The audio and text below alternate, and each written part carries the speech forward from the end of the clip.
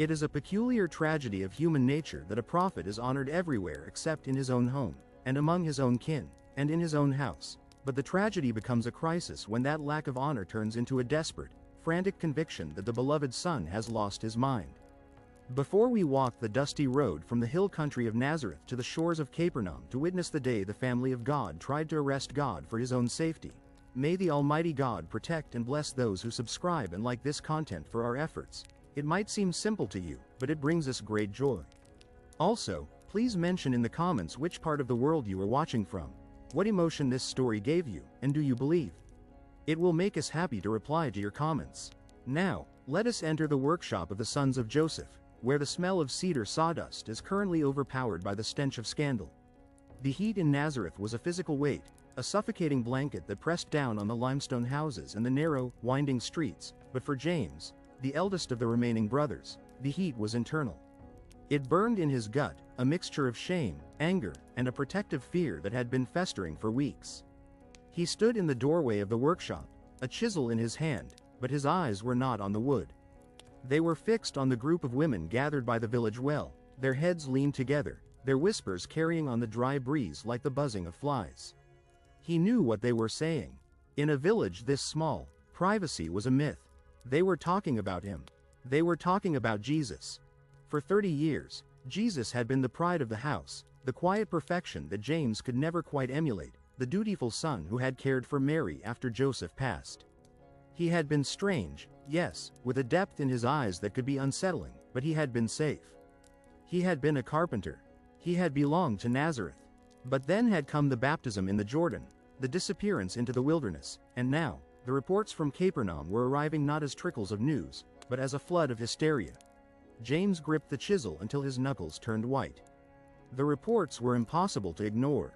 They said he was healing lepers. They said he was commanding demons to be silent. That part was terrifying enough.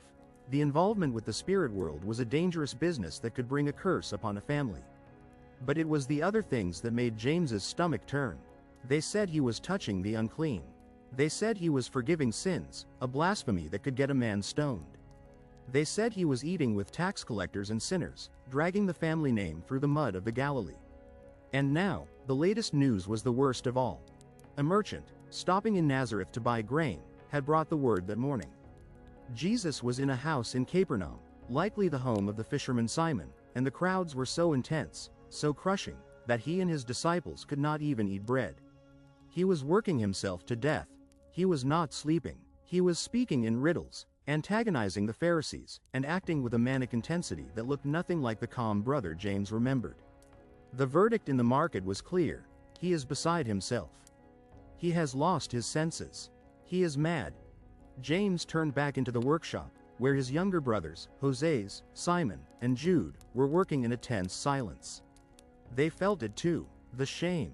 In their culture, the honor of the family was everything. If one member fell into madness or heresy, the stain spread to all of them. Who would marry their sisters if their eldest brother was a raving lunatic claiming to be the Messiah?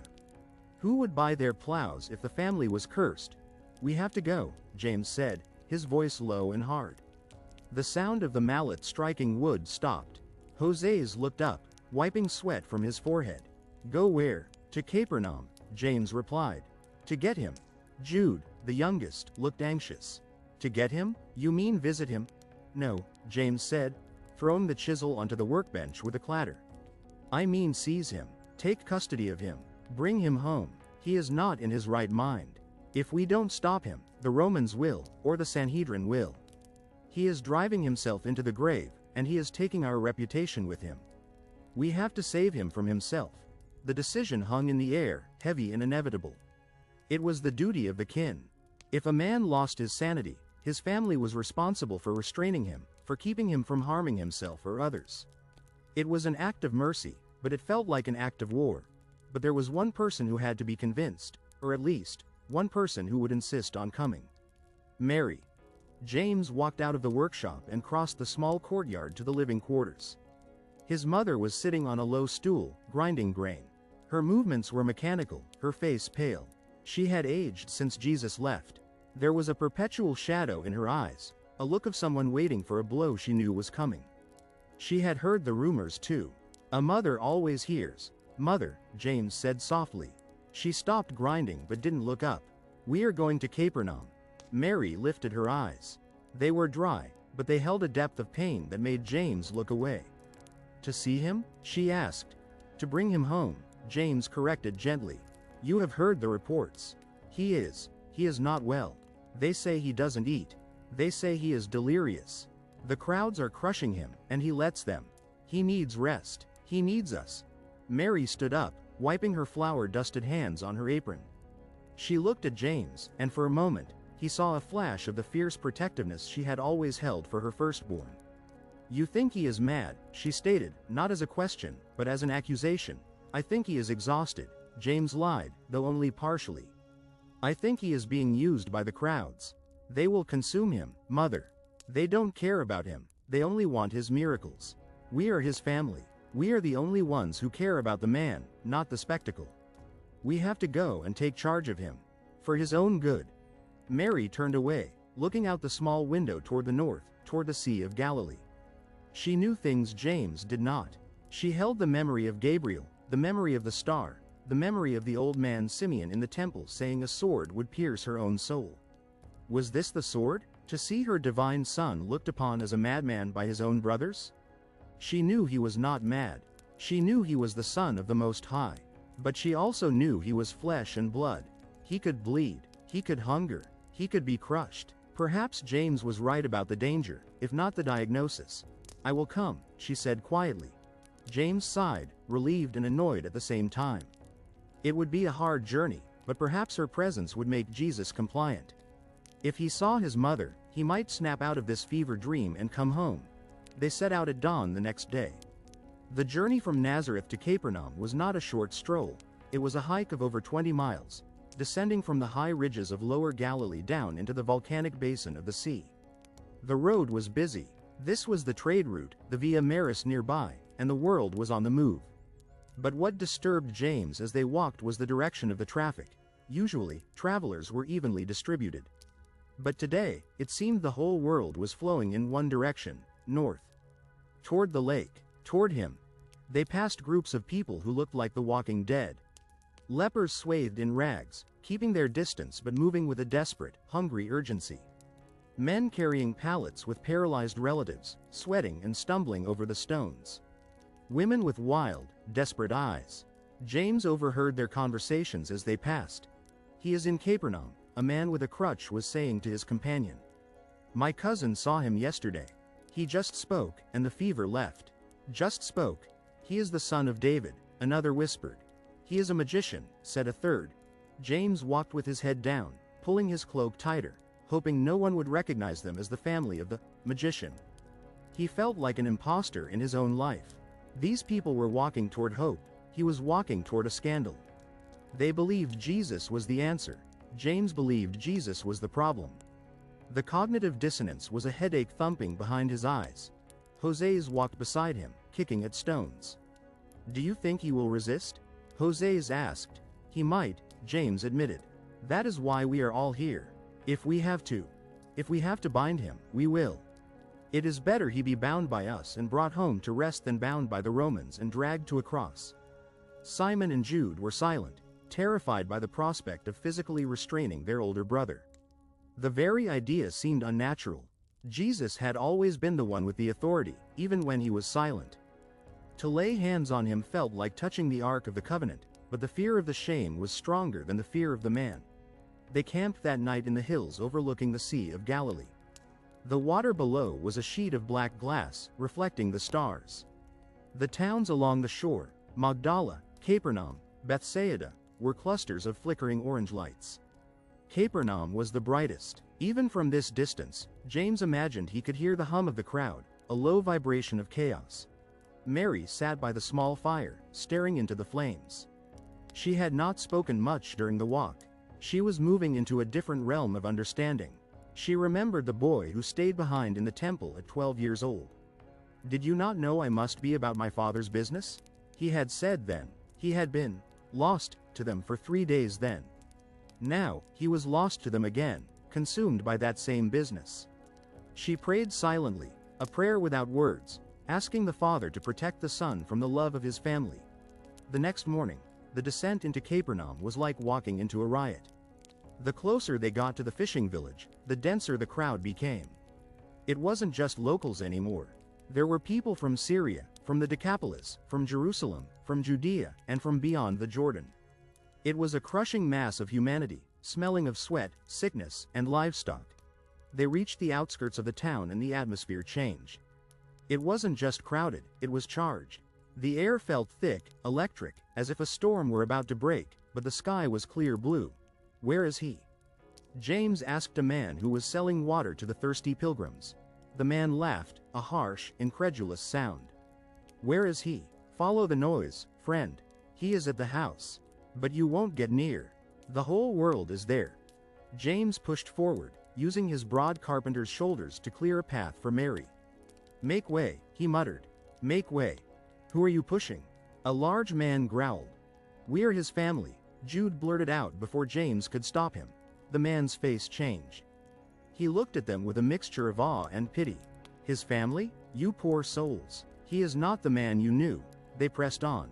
The streets of Capernaum were narrow, built of black basalt stone. The crowd was a solid wall now. James could see the house in the distance, likely the home of Peter, where Jesus often stayed. It was besieged. People were climbing on the walls, passing crippled children over the heads of the crowd, shouting, weeping, praying.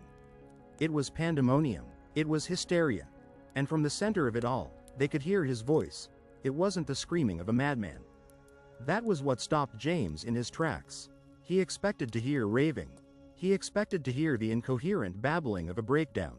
But the voice cutting through the noise was clear, resonant, and terrifyingly authoritative.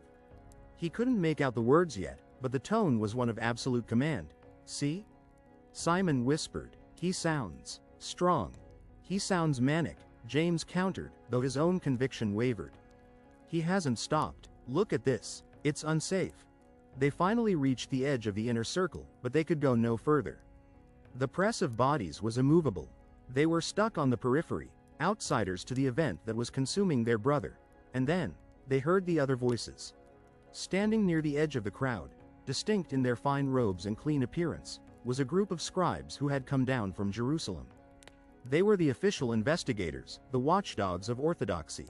They stood with their arms crossed, watching the house with cold, reptilian eyes. They were not swept up in the emotion. They were diagnosing the problem. James moved closer to them, hoping to hear an official opinion, something that would validate his plan to arrest Jesus. If the authorities said he was mad, it would make the extraction easier. But the scribes were not saying he was mad. They were saying something far worse. "He is possessed by Beelzebul," one scribe said, spitting the words into the dust. James froze. The blood drained from his face. "Beelzebul, the prince of demons. By the ruler of the demons he casts out demons," another scribe agreed. "This is not insanity. This is sorcery. This is the dark arts. He is channeling the power of the filth." Mary gasped. She had heard it too. To call a man mad was an insult. To call him demon-possessed was a death sentence. It was the ultimate rejection. If this label stuck, Jesus would be cast out of Israel, stoned, or handed over to the Romans as a dangerous magician. James felt a surge of panic. The stakes had just multiplied. It wasn't just about saving the family reputation anymore. It was about saving Jesus from a charge of capital sorcery. They had to get him out now. Before he said anything else. Before he dug the grave deeper. "We have to get to him," James hissed to his brothers. "Force your way through. Tell them who we are." They tried to push. "I am his brother," James shouted at the back of a man in front of him. "Let me through." The man turned, sweat pouring down his face. "I don't care if you're the high priest," he shouted back. "No one gets in. He is teaching." James looked at the house. He could glimpse Jesus through a window, or perhaps a doorway. He looked gaunt. His eyes were burning with an intensity that looked like fire. He was debating the scribes now, his voice rising above the din. How can Satan cast out Satan? Jesus was asking, if a kingdom is divided against itself, that kingdom cannot stand. He was arguing logic with the theologians. He was dismantling their accusation. But to James, it just looked like a man arguing with a firing squad. "Mother," James said, grabbing Mary's arm. "They won't let us in. We have to send a message. We have to make them tell him we are here. If he knows we are here, he will come out. He has to." They found a gap in the crowd near the wall of the courtyard. James grabbed a young man who looked like he might be able to squeeze through the press. "You!" James shouted. "Boy, do you want to help the master?" The boy nodded, eyes wide. "Tell him his mother is here," James commanded, his voice shaking. "Tell him his brothers are here. Tell him. Tell him we are standing outside, seeking him. Seeking to seize him," he thought, but didn't say. The boy nodded and dove into the crowd, worming his way toward the center of the storm. The family stood there, huddled together against the stone wall, the outsiders, who were supposed to be the insiders. They waited. The minutes stretched like hours. The crowd continued to pulse and roar. James watched the scribes, terrified they would order the guards to seize Jesus before he could. He watched Mary, whose face was a mask of prayer. They were his blood. They had shared meals, roofs, secrets. They had known him before the world knew him. Surely, that counted for something. Surely, when he heard, "Your mother is here," the madness would break, the spell would lift, and the dutiful son would return to them. But James had forgotten one thing. He had forgotten that the man inside the house was no longer just the son of Mary. He was the Son of Man. And the definition of family was about to be rewritten. The message was moving through the crowd now, passed from person to person like a bucket of water to a fire. His mother, his brothers, outside. It rippled toward the center. James watched, holding his breath, waiting for the moment when Jesus would stand up, apologize to the crowd, and come home. He didn't know that inside that room, Jesus was looking around at the circle of those who sat about him, the fishermen, the harlots, the tax collectors, the zealots, and seeing a bond stronger than blood. The message reached the front. A voice spoke up, cutting through the teaching. "Look, your mother and your brothers are outside seeking you." The silence that followed was heavy. James, straining his ears outside, couldn't hear the silence, but he felt the pause. He straightened up. This was it. He would come out now. But he didn't come out. Instead, a sentence was spoken that would shatter James's heart and reconstruct the world. "Who are my mother and my brothers?" The question floated out of the house and settled over the family standing in the dust. It was a rejection. It was a denial. Or was it? James looked at Mary. She didn't flinch. She closed her eyes. She understood. James did not. He felt the anger rise again, hot and choking. He is denying us, James thought. He is truly mad. He has forgotten who he is. But inside, Jesus stretched out his hand toward his disciples. "Here are my mother and my brothers. For whoever does the will of God is my brother and my sister and mother." The words were relayed back to the edge of the crowd. The people turned to look at the family. The looks were not hostile, but they were distant.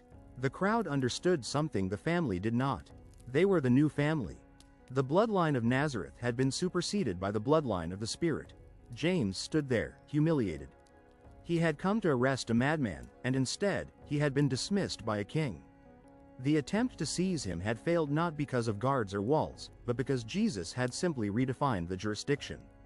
You cannot seize someone who does not belong to you anymore. "Let's go," James whispered, his voice broken. Mary did not move. She was listening to the voice inside. She was accepting the sword. She was stepping back to let him be who he was. She knew she would see him again. She would see him at the foot of a cross, where the scribe's accusation of criminal and the family's accusation of madman would merge into the world's verdict. But for now, he belonged to them, the hungry, the sick, the desperate. The family of Jesus turned away from the house, leaving the Son of God to his work. They walked back toward the edge of the town, empty-handed, while behind them, the roar of the new family rose up to heaven, celebrating the sanity of a God who was crazy enough to love them. The day they tried to seize him was the day they lost him, only to, perhaps, eventually, find him again in a way they never expected. The rejection at the house of Simon Peter did not send the family of Nazareth immediately back to the hills. Instead, it left them drifting like debris in the wake of a passing ship, tethered to the spot by a confusion so profound it felt like a physical sickness. James stood in the alleyway, the stone wall of the courtyard scraping against his shoulder, listening to the murmurs of the crowd that was still packed tight around the entrance. The words echoed in his mind, stripping away the layers of his authority as the eldest brother, peeling back his pride until he felt naked and foolish. Who are my mother and my brothers? It was a question that dissolved the very foundation of his world. In Nazareth, blood was the law. Blood determined your trade, your standing, your alliances, and your debts. To dismiss blood was to dismiss life itself. Mary had stepped back from the crush of the crowd, finding a small patch of shade under the awning of a net mender's shop. She did not look angry. That was what infuriated James the most. If she had wept, if she had raged, if she had demanded honor, he would have known what to do. He could have fought for her. But she stood with her hands clasped inside her sleeves, her eyes dry and distant, looking not at the house where her son was effectively disowning them, but at the sky, as if reading a script written in the clouds that only she could decipher. She looked like a woman who had expected the blow, who had braced for it for 30 years. "We cannot stay here," José's muttered, kicking at the dust. He was the most practical of the brothers, a man who liked simple equations. If a chair leg is broken, you fix it. If a brother is mad, you bind him. If he refuses to be bound, you leave. We look like beggars, James. The people are staring. They know who we are. They are laughing at us. The brothers of the miracle worker, left standing in the street like stray dogs. James looked around. José's was right. The eyes of the crowd, those on the periphery who couldn't get in to see the show, were darting toward them. There were whispers behind hands. "Look, that's the brother. The one with the dark beard. He couldn't get in. He doesn't know him? Imagine, his own kin." "We are not leaving," James said, his voice low and grinding like millstones. "Not yet. We came for a reason. The reason has not changed just because he insulted us. If anything, it proves the point. He is not himself. A sane Jewish man does not dishonor his mother in public. A sane man does not call a room full of fishermen and harlots his family. It is the mania speaking. It is the exhaustion. If we leave him now, we leave him to them." He jerked his head toward the group of scribes from Jerusalem, who were still lingering like vultures near the edge of the crowd. They were not laughing. They were taking notes. They were watching the house with a cold, predatory intensity that made the hair on James's arms stand up. He knew that look. It was the look of men building a case for a capital crime. Sorcery, blasphemy, sedition. If James dragged Jesus home, the worst that would happen was shame and a ruined reputation in Nazareth. If those men took Jesus, the result would be stones or a cross. "We need a place to stay," James decided. "We will wait until the crowd disperses. He has to eat eventually. He has to sleep. When he comes out, we will be there. We won't ask this time.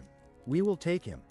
They found lodging not in a guest room, for Capernaum was overflowing, but in the open courtyard of a distant relative of Joseph, a man who traded in dried fish and seemed more interested in the gossip than in hospitality.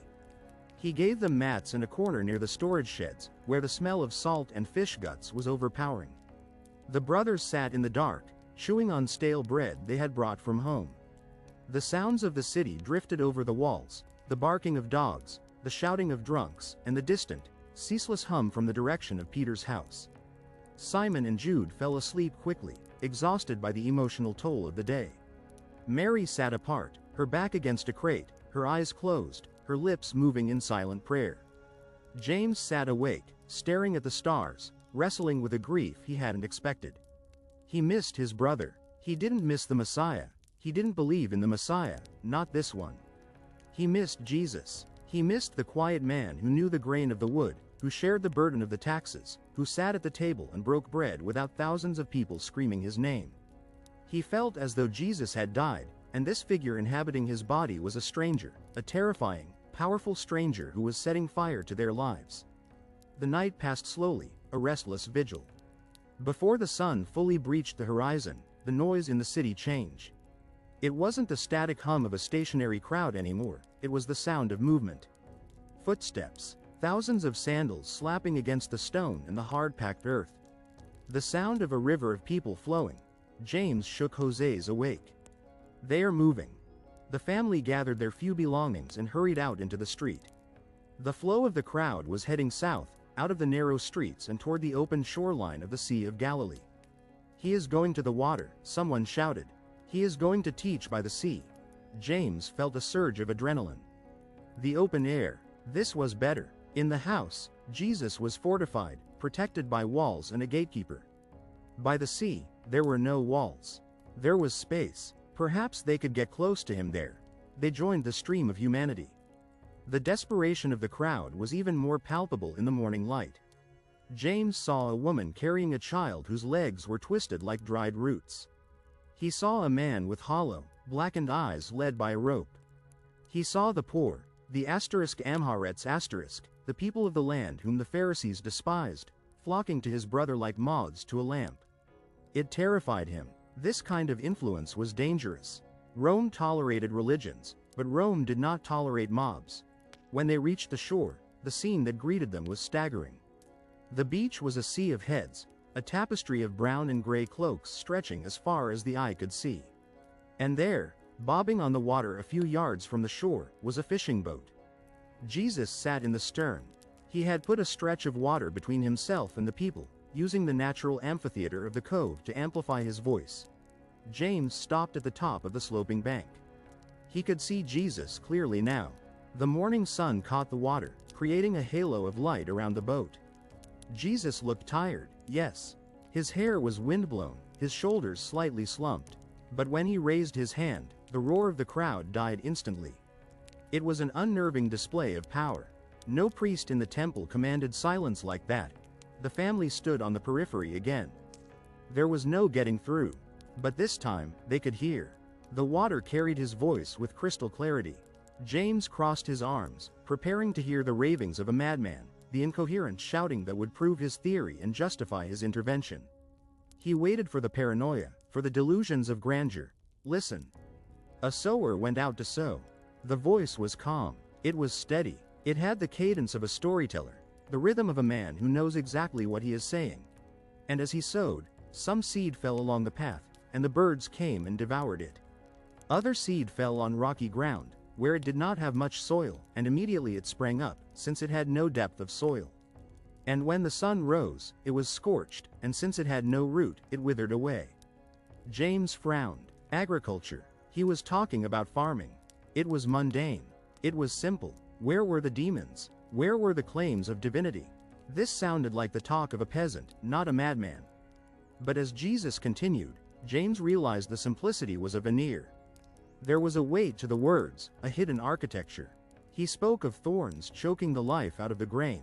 He spoke of good soil producing 30, 60, 100-fold. He who has ears to hear, let him hear. James looked around at the faces of the crowd. They were rapt. They were drinking it in. But James saw the confusion in their eyes too. They wanted miracles. He gave them a story about dirt.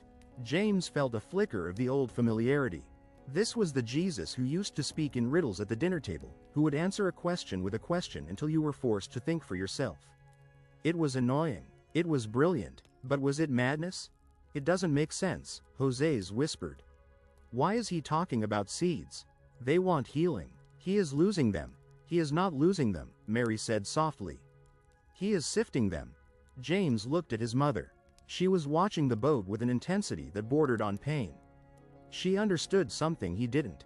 The story wasn't about seeds. It was about them. It was about the people standing on the shore.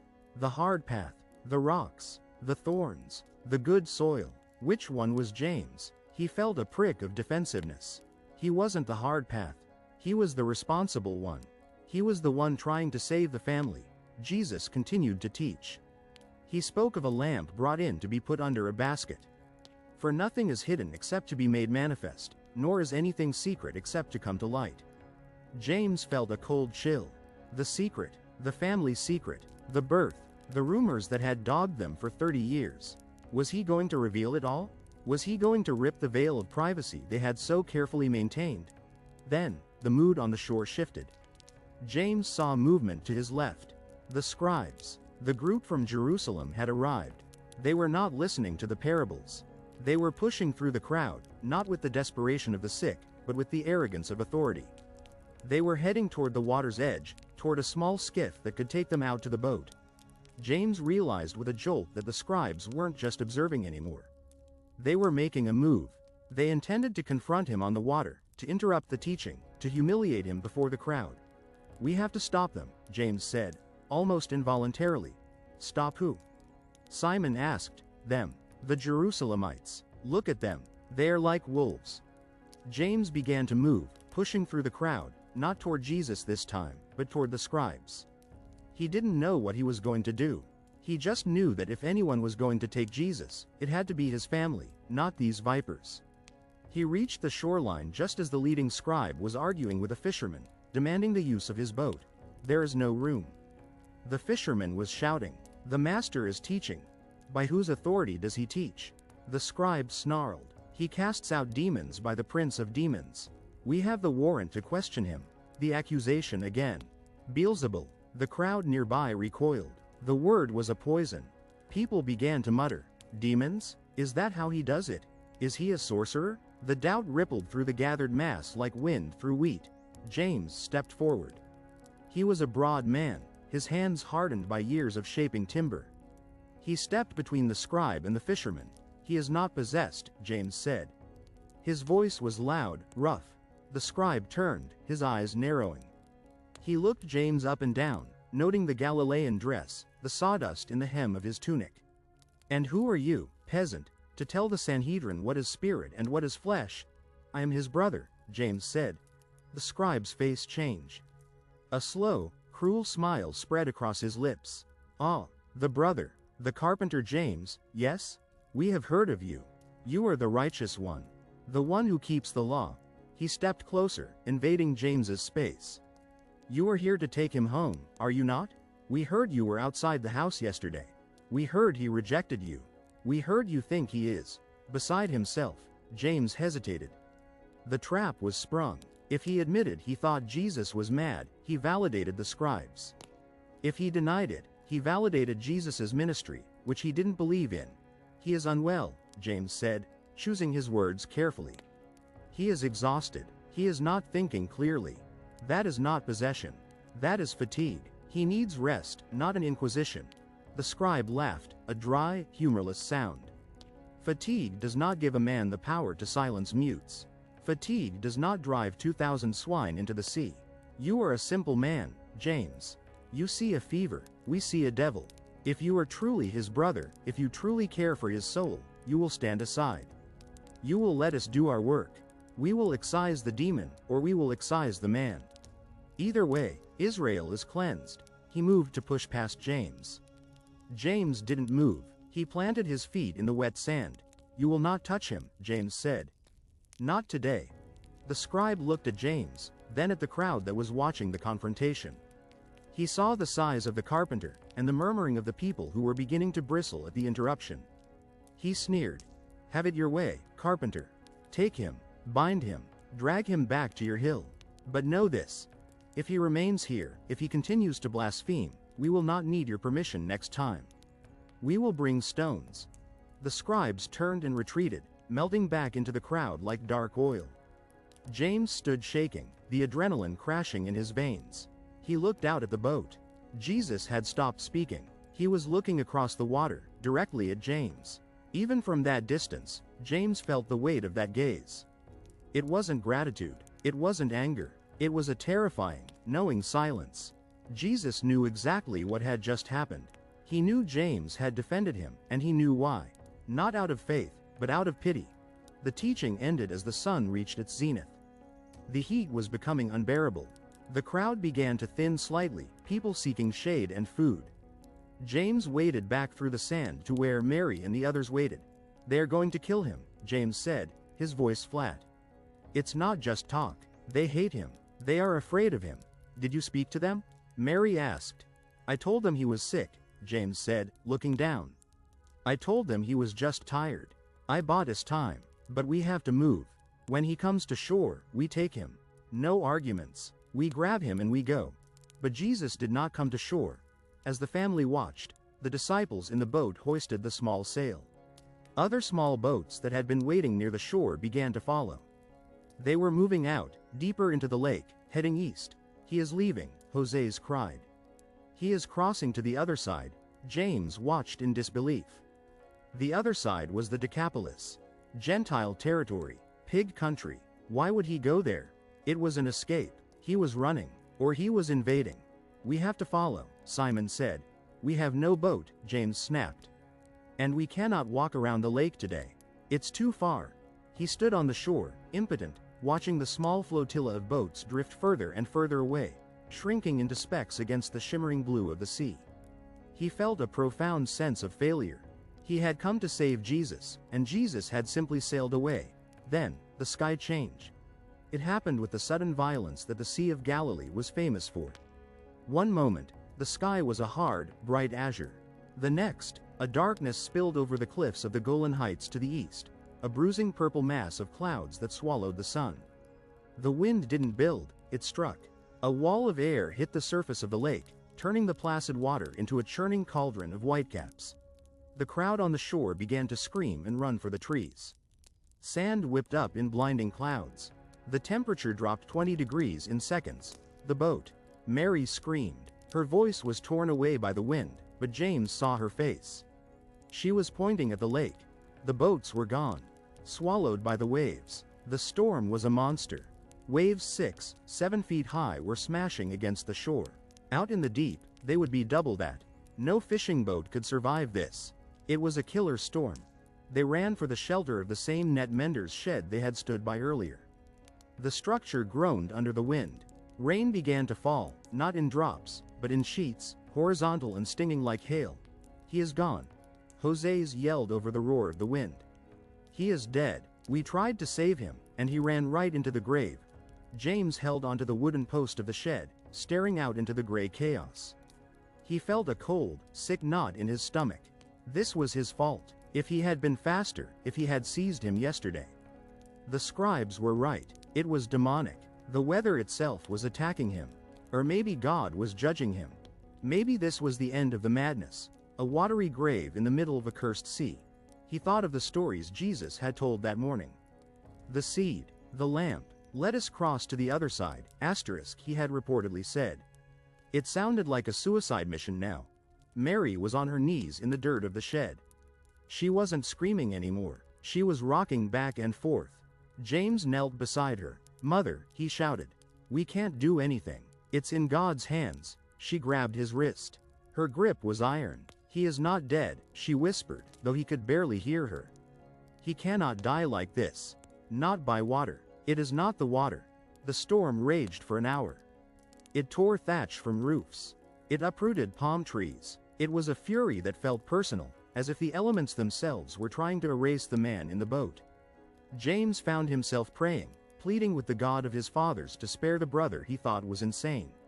"Save the fool," he prayed. "Save the madman. Don't let him drown in the dark." And then, as impossibly as it had begun, it stopped. It didn't taper off. It ceased. The wind simply cut out. The rain halted in midair. The clouds broke apart as if a giant hand had swept them aside. The sun stabbed through. The lake, which had been a boiling pot of death moments before, smoothed out into a rolling, glossy calm. The silence that followed was louder than the thunder. The people of Capernaum emerged from their holes, blinking, looking at the sky in terror. This wasn't natural. Storms didn't just stop. James stood up, walking out onto the wet sand. The air was fresh, washed clean. He squinted at the horizon. There, far out in the middle of the lake, a small dark shape. And another, and another. The boats were still there. They were upright. They were moving. "He is alive," Simon breathed. James stared at the distant boat. A cold dread settled over him, different from the fear of the storm. A storm could be explained. A sudden calm could not. Later that evening, the fishing boats that had turned back, the ones that hadn't gone all the way across, returned to the harbor. The men stumbled onto the docks, their faces pale, their eyes wide with a terror that had nothing to do with drowning. The crowd gathered around them. James and his brothers pushed to the front. "What happened?" someone asked. "We saw the storm." "The storm," one fisherman stammered. "The waves were swamping us. We were sinking. And the rabbi, he was sleeping." "Sleeping? In the stern? On a cushion? Sleeping?" James repeated. "In that wind?" "They woke him," the fisherman continued, his voice trembling. "They screamed at him, 'Teacher, do you not care that we are perishing?' And he stood up." The fisherman looked around, as if afraid the sky might hear him. He stood up and he spoke to the wind. He spoke to the sea. Like a man speaks to a dog. He said, "Peace, be still," and the wind, it listened. It obeyed. The crowd went silent. The scribes, who were still lurking in the city, would hear this. They would call it sorcery. But the fisherman didn't look like he had seen magic. He looked like he had seen the Almighty. "Who is this?" The fisherman whispered, echoing the question that was in James's own heart. "Who is this, that even the wind and the sea obey him?" James backed away. He felt dizzy. He had come to arrest a man who was out of his mind. But if a man commands a hurricane and it obeys, he is not mad. He is something else, something dangerous, something that cannot be bound by ropes or family guilt. The brothers gathered back at their lodging. They were silent. The mission was a failure. Jesus was on the other side of the lake now, in the land of the Gentiles. He had escaped their grasp, and he had escaped the sea. "We go home," James said finally. José's looked at him. "Without him? We cannot follow him there," James said. "And I do not think we can stop him. Did you hear the men? He controls the weather, José's. Or they think he does. If we try to seize him now, the people will stone us for touching a god." "But Mother..." Simon began. "Mother knows," James said. He looked over at Mary. She was packing her small bundle of clothes. She looked older, smaller, but her eyes were clear. "We will go back to Nazareth," she said. "He has work to do. And we have to wait." "Wait for what?" Jude asked. "For the end," she said. "For the sword." The journey back to Nazareth was a funeral march. The heat was just as oppressive, the road just as dusty, but the certainty that had driven James down the mountain was gone. He walked in a fog of doubt. He had defended Jesus against the scribes, but he still didn't believe. He couldn't believe, because if he believed, then everything he knew about the world, about his family, about himself, was a lie. If his brother was the lord of the storm, then James was not the head of the house. He was a servant, and James was not ready to be a servant to the boy he had taught to hold a hammer. He replayed the scene on the beach. The scribes sneer, "We will bring stones." The threat hung over them like a dark cloud. Jesus had survived the water, but the fire was waiting for him in Jerusalem. James knew, with a sickening certainty, that this wasn't over. They hadn't saved him. They had only postponed the inevitable collision between the Son of God and the powers of the world. As they crested the final ridge and saw the small, insignificant village of Nazareth nestled in the cup of the hills, James felt a strange reluctance to return. It looked too small now, too quiet. He realized he could never go back to being just a carpenter. He was now the brother of the storm calmer, the brother of the sorcerer, the brother of the madman. The titles would war within him for years, tearing him apart until the day he would finally see the holes in the hands and realize that the madness of God is wiser than the wisdom of men. But for now, he walked down the hill, a defeated guardian, leading his mother back to an empty house, while the wind that had obeyed his brother whispered through the olive trees, mocking his silence. The weeks that followed their return to Nazareth were filled with a silence that was heavier than any argument. The workshop of Joseph's sons, usually a place of rhythmic sawing and the cheerful banter of trade, had become a fortress of quiet tension. James worked with his head down, planing cedar boards until his arms ached, trying to drown out the whispers that seemed to seep through the very mortar of the walls. Nazareth was a small place, a village where every door had an ear and every window had an eye. The neighbors knew they had gone to Capernaum. They knew they had returned without him. The conclusion was obvious to everyone: Jesus was too far gone. The family had failed to reclaim their own. Mary moved through the house like a ghost. She performed her daily tasks, drawing water, grinding grain, mending tunics, with a stoic grace, but James often caught her standing by the doorway, looking down the winding road that led to the valley, waiting. She wasn't waiting for a madman to stumble home. She was waiting for the inevitable collision between her son and the world that could not contain him. Then, the rumors changed. They didn't stop, they mutated. Word arrived that he was coming back, not as a prodigal son seeking shelter, not as a broken man seeking care, but as a rabbi with a retinue of followers. He was coming to teach. The day he arrived, the air in Nazareth grew tight. James stood in the courtyard, wiping his hands on a rag, as he heard the commotion approaching. It wasn't the roar of the Capernaum crowds. Nazareth was too small and too skeptical for that. But it was a buzz of curiosity mixed with a distinct, sharp edge of cynicism. When Jesus walked into the courtyard, James felt a shock of estrangement. His brother looked older. The sun of the lakeside had darkened his skin, and there were lines around his eyes that hadn't been there a year ago. But it was the way he carried himself that stopped James's breath. He didn't walk like a carpenter returning to his trade. He walked like a man who owned the ground beneath his feet, yet held it lightly. He greeted Mary with a tenderness that made James look away, a quiet embrace that seemed to communicate volumes in a second. He greeted his brothers, including James, with a gaze that was open and devoid of judgment.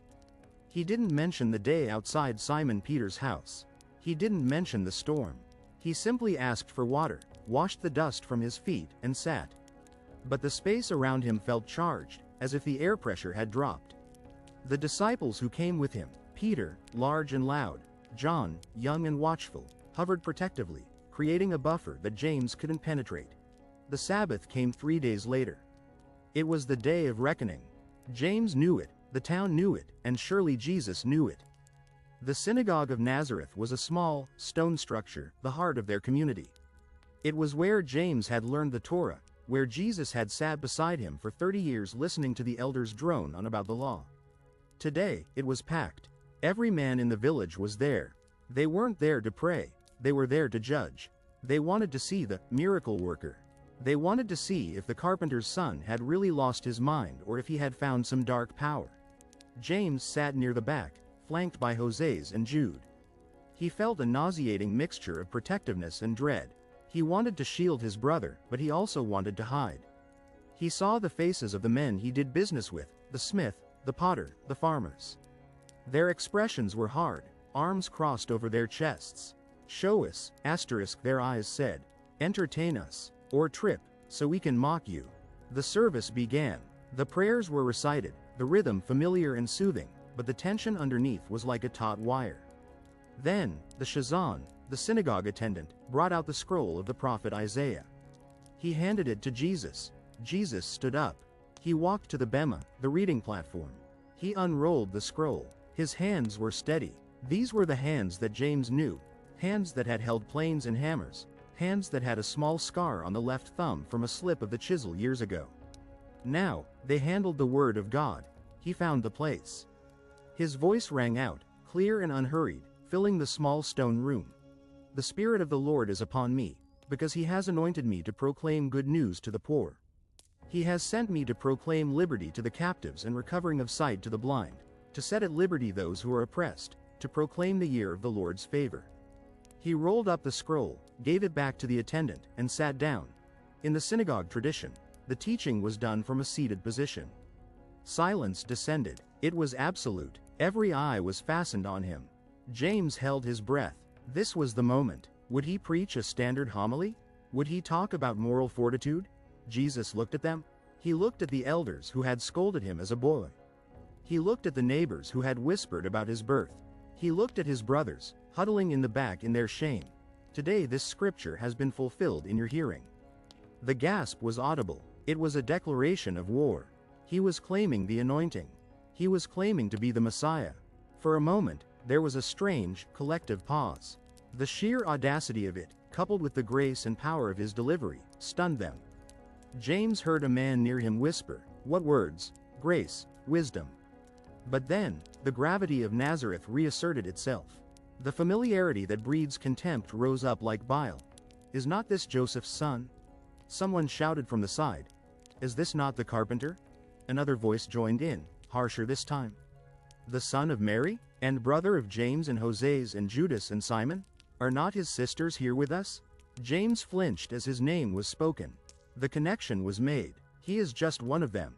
He is common. He smells of sawdust, just like us. Who does he think he is? The mood in the room shifted from curiosity to offense. They were insulted. That one of their own would dare to rise above them, would dare to claim the mantle of the Anointed One, was an affront to their own mediocrity. Jesus did not back down. He did not apologize. He looked at the hardening faces and spoke the truth that would sever him from his home forever. Doubtless you will quote to me this proverb, "Physician, heal yourself." What we have heard you did at Capernaum, do here in your hometown as well. He paused, letting the challenge hang there. He knew what they wanted. They wanted a magic show. They wanted the benefits of the Messiah without the lordship of the Messiah. Truly, I say to you, no prophet is acceptable in his hometown. But in truth, I tell you, there were many widows in Israel in the days of Elijah, when the heavens were shut up 3 years and 6 months, and a great famine came over all the land, and Elijah was sent to none of them but only to Zarephath, in the land of Sidon, to a woman who was a widow. James closed his eyes. Stop, he thought. Stop now. He was praising the Gentiles. He was saying God preferred a pagan widow over the chosen people. And there were many lepers in Israel in the time of the prophet Elisha, and none of them was cleansed, but only Naaman the Syrian. That was it. The spark hit the powder keg. To tell a room full of occupied, oppressed Jews that God had historically favored their enemies because of Israel's unbelief was intolerable. The synagogue erupted. It wasn't a debate anymore, it was a riot. Men jumped up, knocking over benches. Shouts of blasphemy and heretic drowned out the prayers. Hands grabbed Jesus, rough hands, the hands of men he had grown up with. James jumped up, terrified. No, he shouted, but his voice was lost in the roar. He is unwell, leave him be. But they didn't listen. They weren't seeing a sick man anymore, they were seeing a traitor. They dragged him out of the synagogue. The mob mentality took over instantly, a terrifying, single-minded organism of violence. They pushed him through the narrow streets, shoving him, striking him. James and his brothers fought through the crowd, trying to reach him, but the current was too strong. To the brow. Someone screamed, "Throw him down." Nazareth was built on the ridge of a hill. There was a precipice, a sheer drop of limestone that jagged down into the valley below. It was an execution site for the worst of criminals. They were going to kill him. His own neighbors, his own kin. Mary was standing in the street as the mob surged past. She didn't scream. She stood like a statue, her face white as bone. James saw her and felt a stab of agony. I promised to bring him home, he thought. And now they're going to murder him. They reached the edge of the cliff. The wind was whipping up from the valley floor. Jesus stood on the precipice, his robes torn, his back to the drop. The mob formed a semicircle around him, panting, eyes wild with the bloodlust of the righteous. They picked up stones. They prepared to rush him, to shove him over the edge and end the scandal of the carpenter Messiah once and for all. James burst through the line of men, breathless, ready to throw himself in front of his brother, ready to beg for insanity, ready to plead madness. But Jesus didn't look scared. He didn't look mad. He looked at the mob with a calmness that was more terrifying than any anger. He straightened his tunic. He looked directly into the eyes of the man leading the charge, the smith, a man who had eaten at their table. The smith froze. The stone in his hand felt heavy. Then, Jesus took a step forward. Not back toward the cliff, but forward. Toward the mob. He didn't speak. He didn't raise his hands. He simply walked. It was the strangest thing James had ever seen. The mob, which a second ago had been ready to tear him apart, parted. It wasn't that they wanted to, it was that they couldn't help it. A repulsive force, or perhaps an overwhelming aura of authority, pushed them back. They stumbled over each other to get out of his way. The stones dropped from their hands. Jesus walked right through the midst of them. He passed James without a word, his eyes fixed on the horizon, on the road that led away from Nazareth, the road that led to Jerusalem. He walked with a steady, rhythmic pace, untouched, unharmed, and utterly alone. The mob stood on the edge of the cliff, confused, impotent, watching their victim walk away. The rage evaporated, leaving behind a cold, bewildered silence. James stood trembling on the hilltop. He looked at the retreating figure of his brother, growing smaller in the distance. He realized then that Jesus was not mad. He was something far more difficult to comprehend. He was uncontrollable. He could not be seized by his family, and he could not be killed by his town. He was on a trajectory that no human hand could alter. He is gone, Jose's whispered, standing beside James. He won't come back. No, James said, the certainty settling in his bones like lead. He won't. They turned back to the village, to the workshop that would now be silent forever, leaving the prophet to walk his lonely road toward the true sacrifice, while Nazareth remained on the hill, safe, sane, and godless. The road leading away from Nazareth remained empty, a scar of white dust cutting through the green hills, marking the path the exile had taken. For James, The silence that followed the near murder on the cliff was heavier than the shouting of the mob. The workshop, once filled with the dual rhythms of two brothers working in tandem, now echoed with the solitary strike of a single mallet.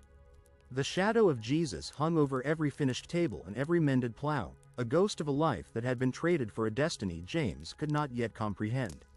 The town returned to its smallness, its petty squabbles and daily grind, pretending that they had not tried to kill the glory of Israel, pretending that the carpenter was just a man who had lost his way. But James could not pretend. The memory of Jesus walking through the mob, untouchable, resolute, terrifyingly calm, haunted his sleep.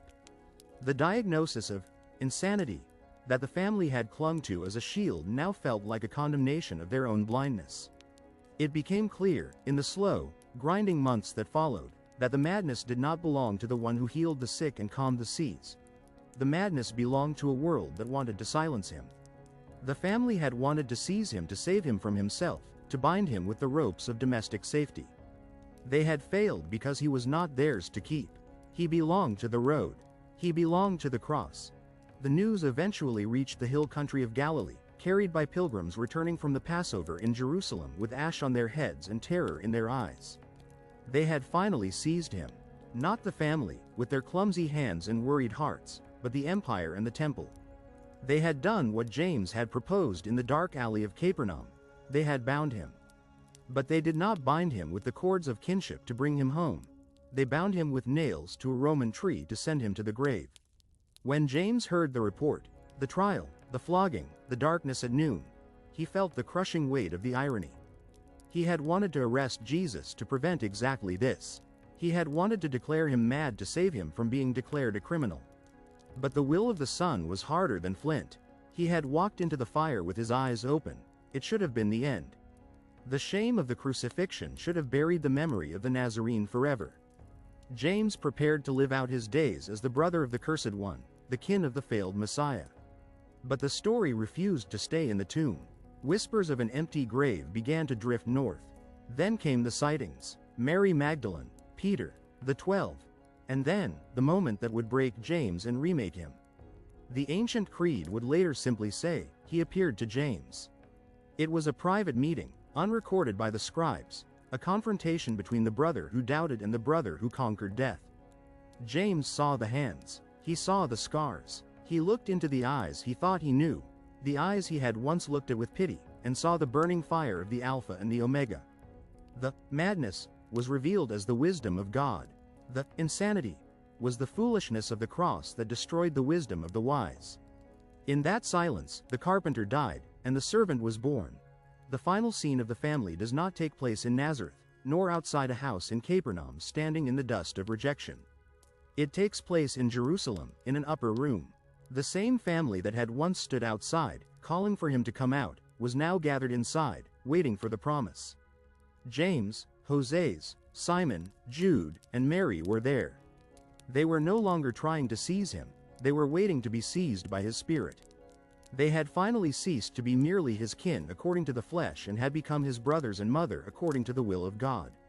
The circle was closed, the outsiders were in, and James, who once thought his brother was beside himself, now knew that Jesus was beside the Father, and for the first time in his life, James was exactly where he belonged, on his knees, worshiping the one he had once tried to save.